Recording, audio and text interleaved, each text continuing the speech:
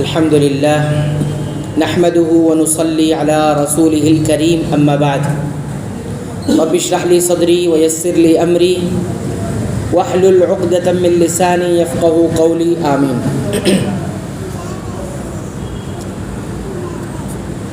پچھلے درس میں ہاتھوں کو، دائنے ہاتھ کو بائیں ہاتھ پر نماز میں کس طرح رکھنا ہے اس کا ذکر کیا گیا تھا۔ دوسرا مسئلہ یہ آتا ہے کہ یہ جو تین شکلیں ہاتھوں کو رکھنے کی ہے، اس انداز سے ہم کہاں پر رکھیں گے کہ اس پر عمل ہوگا۔ تو اس سلسلے میں علماء کی کئی ایک رائے ہے، اور ہم یہ دیکھیں گے اس میں کون سی رائے سنت سے زیادہ قریب ہے، سنت کے مطابق ہے اور سب سے زیادہ مضبوط ہے۔ تو پہلی رائے یہ ہے کہ دونوں ہاتھوں کو سینے پر رکھا جائے گا، دونوں ہاتھوں کو سینے پر رکھا جائے گا، یہ پہلی رائے ہے۔ دوسری رائے علماء کی جو ہے وہ یہ ہے کہ ناف سے اوپر، تھوڑا اوپر اور سینے سے تھوڑا نیچے۔ اب ہم بتائیں گے صدر سینہ کس کو کہتے ہیں تو اس سے اندازہ ہوگا۔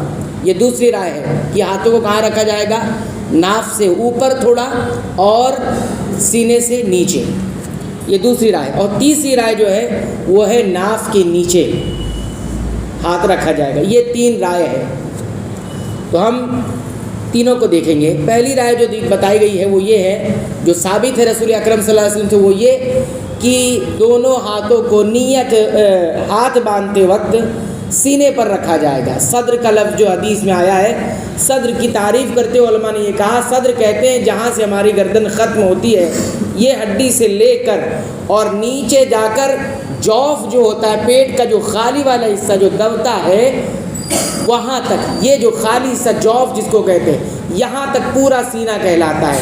سینہ کا ہرگز یہ مطلب نہیں کہ جو ہڈی ابری ہوئی یہی ہمارا سینہ ہے، یہ بالکل سینہ نہیں ہے، بلکہ یہ ہے سینے کا ایک حصہ، صدر کا حصہ، یہاں سے لے کر اور پیٹ کا جو خالی حصہ ہوتا ہے، جوف جس کو کہتے ہیں، یہاں تک والے حصے کو کیا کہا جاتا ہے، صدر کہا جاتا ہے، جس کا ترجمہ ہم سینہ کرتے ہیں۔ تو اس درمیان آپ کہیں بھی رکھ سکتے ہیں ہاتھ، جو حدیث سے ثابت ہو رہا ہے، ٹھیک ہے۔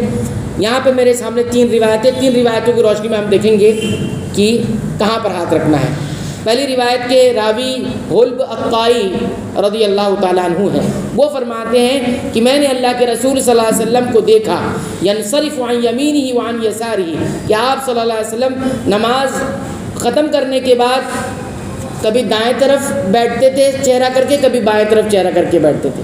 ایک معنی تو یہ، ایک معنی یہ ہے کہ دائیں طرف سلام پھیرتے تھے اور بائیں طرف سلام پھیرتے تھے، دونوں معنی اس کا ہے۔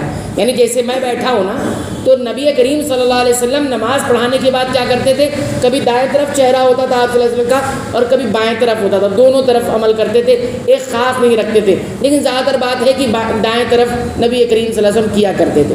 بہرحال یہ الگ چیز ہے، لیکن آگے فرمایا وَرَأَيْتُهُ، میں نے آپ صلی اللہ علیہ وسلم کو دیکھا، يَضَعُ هَذِهِ، کہ وہ اپنے ہاتھوں کو علی صدرہ، اپنے سینے پر رکھتے تھے نماز پڑھتے وقت۔ اور جو بات کے راوی ہیں وہ بتاتے ہیں کر کے، وَوَصَفَ يَحْيَى الْيُمْنَى عَلَى الْيُسْرَى فَوْقَ الْمِفْصَلِ، کہتے ہیں سینے پر ایسے رکھتے تھے، سینے پر ایسے رکھتے تھے، تو یہ کر کے انہوں نے بتایا۔ تو یہ پہلی روایت ہے جس سے معلوم ہوتا ہے کہ صدر پر ہم ہاتھ رکھیں گے، سینے پر ہاتھ رکھیں گے، اور وہ جو تینوں شکل بتائی ہے، وہ تینوں شکل میں جو بھی انسان کو سہولت لگے اس پر عمل کر سکتا ہے، گاہے بگاہے، یعنی کبھی کبھی تینوں پر عمل کر لے۔ دوسری روایت ہمارے سامنے ہے، یہ سنن ابی داؤد کی 759 نمبر کی حدیث ہے، اور اس حدیث کو علامہ البانی رحمہ اللہ نے صحیح قرار دیا ہے۔ طاؤس ہے، وہ کہتے ہیں کہ کان رسول اللہ صلی اللہ علیہ وسلم یضع یدہ الیمنی علی یدہ الیسری ثم یشد بینہما علی صدرہ وہو فی الصلاۃ، کہتے ہیں کہ رسول اکرم صلی اللہ علیہ وسلم اپنے دائیں ہاتھ کو اپنے بائیں ہاتھ پر رکھتے تھے، اور رکھنے کے بعد مضبوطی سے اپنے سینے پر باندھ لیتے تھے، علی صدرہ، اپنے سینے پر مضبوطی سے باندھ لیتے ہیں۔ ہم نے سینے کا سارا حصہ آپ کو بتا دیا، سینہ کہاں سے شروع ہوتا ہے اور کہاں جا کر ختم ہوتا ہے، پیٹ کا جوف جس میں کھانا جمع ہوتا ہے، اس طرح سے ہم کہہ سکتے ہیں۔ تو یہ دوسری روایت ہے جو سنن ابی داؤد کی اور صحیح روایت ہے. تو آپ مضبوطی سے باندھ لیا کرتے تھے، یہ بھی بات ہے. تیسری روایت جو ہمارے سامنے ہے وہ دیکھیے، یہ صحیح ابن خزیمہ کی روایت ہے. وائل ابن حجر اس حدیث کے راوی ہیں. وہ فرماتے ہیں صلیتو، میں نے نماز پڑھی مع رسول اللہ صلی اللہ علیہ وسلم، اللہ کے رسول صلی اللہ علیہ وسلم کے ساتھ. تو میں نے کیا دیکھا، فوضع یدہ الیمنی علی یدہ الیسری، کہ آپ صلی اللہ علیہ وسلم نے اپنے دائیں ہاتھ کو اپنے بائیں ہاتھ کے اوپر رکھا. یہ تو ہم جانتے ہیں، لیکن کہاں رکھا؟ علی صدرہ، اپنے سینے پر، اپنے سینے پر. تو سینے پر رکھا. تو جو بھی شکل کل جو بتائی گئی تھی اس تمام طریقے سے آپ صلی اللہ علیہ وسلم کہاں رکھتے تھے؟ سینے پر ہی رکھا کرتے تھے. چاہے آپ اس حصے کو اس حصے پر رکھ کر ایسے رکھیں، یہ بھی اس پر عمل ہو جاتا ہے، یا آپ جو ہے اس حصے کو اس پر رکھ کے ایسے پکڑ لے، یہ بھی ہو جاتا ہے، اور یا تھوڑا آگے بڑھا کر ایسے رکھ لے، یہ بھی ہو جاتا ہے.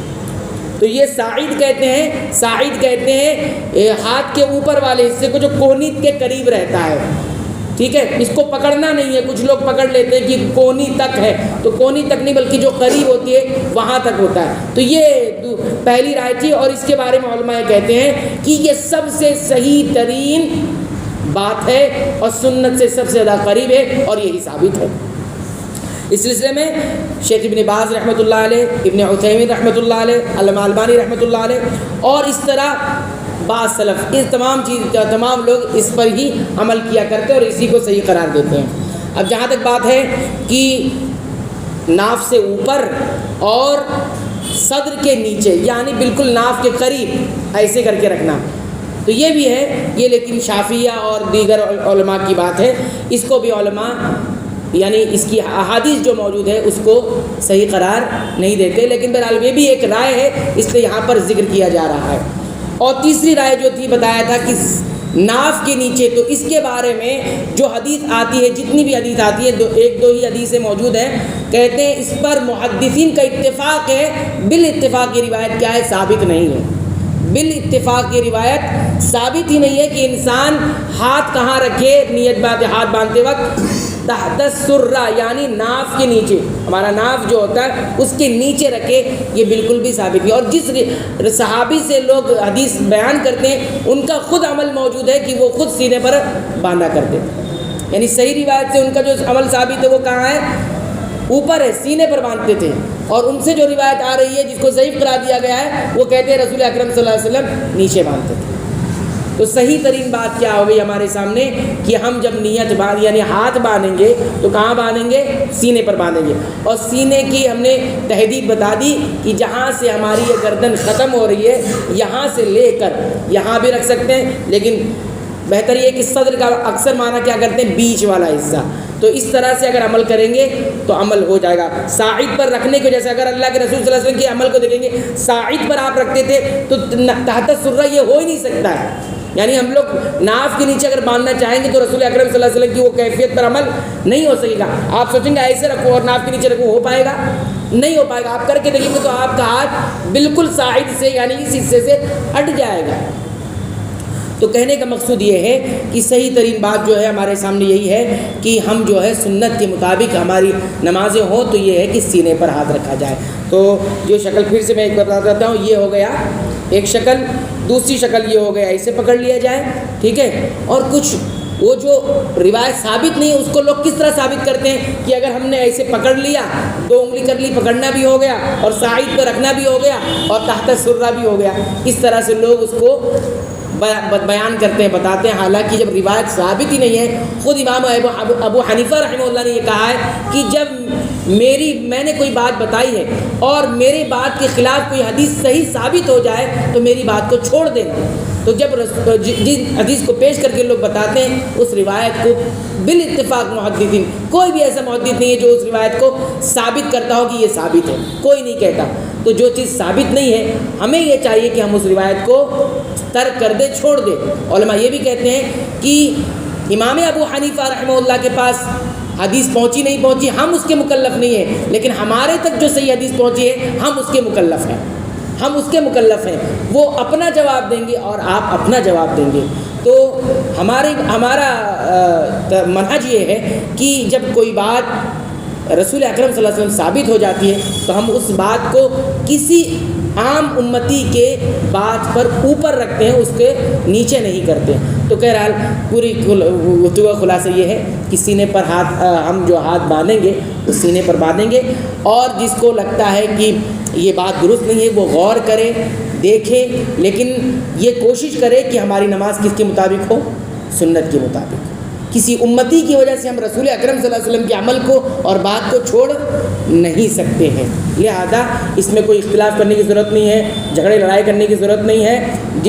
لیکن یہ ہے کہ آپ کو علم حاصل کرنا پڑے گا، آپ کو تحقیق کرنی پڑے گی اور دیکھنا پڑے گا کہ کیا صحیح ترین بات ہے، تاکہ کل ائمہ جو ہے اپنا جواب وہ خود دیں گے اور آپ اپنا جواب خود دیں گے.